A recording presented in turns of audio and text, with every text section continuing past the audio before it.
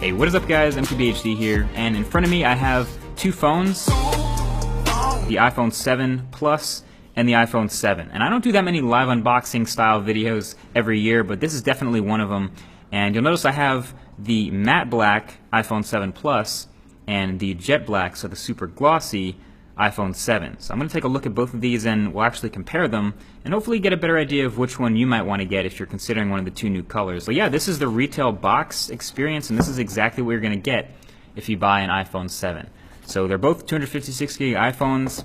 Let's go ahead and open the boxes. We'll start with the glossy black. We'll start with the jet black iPhone.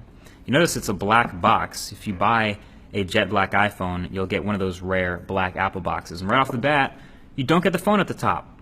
You get the Designed by Apple in California paperwork. And then there is the iPhone in all its glossy glory and the plastic on the screen protector.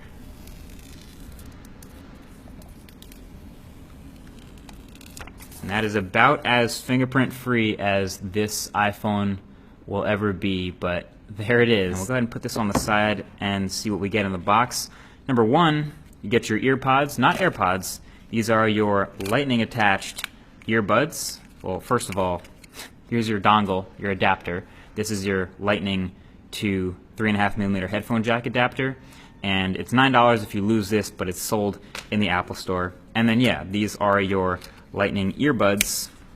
You can see with the lightning connector right there. You will get a lightning cable to connect to your computer, connect to iTunes if you ever decide to do that, and your wall adapter. So let's go ahead and move on and get the matte black iPhone out the box, because I have a feeling it's going to look very similar inside, but let's go ahead and make sure. So again, no phone at the top, paperwork.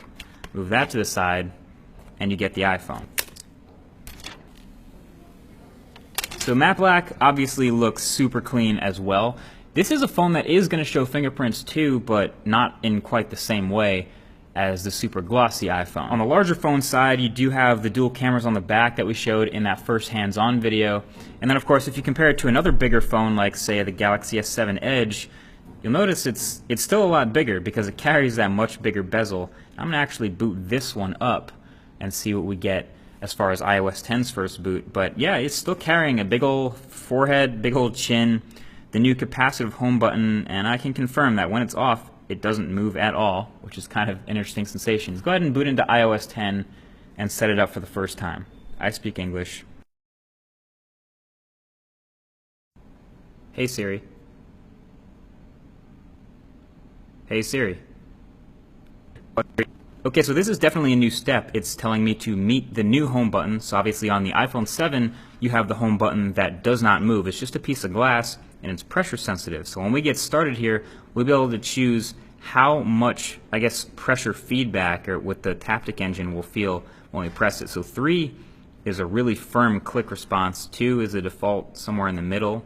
The whole phone seems to be vibrating still, but it doesn't quite replicate a normal press. And then 1 is really light. That's almost like I don't know if I'm pressing it or not. So I'm going to go all the way up to 3 so I know when I'm pressing the button. So there we are in iOS 10 on the iPhone 7. And obviously, a lot of the stuff you'll see here is exactly the same as it would be on any other phone that's running iOS 10, like my iPhone 6s, but obviously on the new chip, a little bit faster, a little bit smoother, and a little bit more interesting with this new home button setting. A quick run through Geekbench 4 for kicks, since this is the new A10 Fusion chip. And yes, 3 GB of RAM confirmed for the iPhone 7 Plus, and 2 GB for the iPhone 7.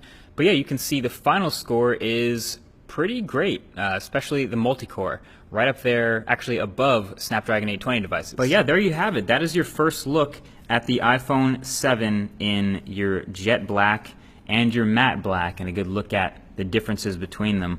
Honestly, if you're having trouble picking, I would just go the safe route with the matte black. This is almost like a special edition phone at this point. If you haven't seen it in person, check it out in a store. You're gonna see the fingerprints and the scratches and things like that. But yeah, that's the unboxing experience, and that's what comes in the box, and that's what you'll find if you order a new phone from Apple this week.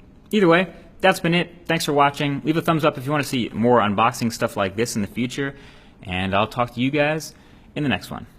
Peace.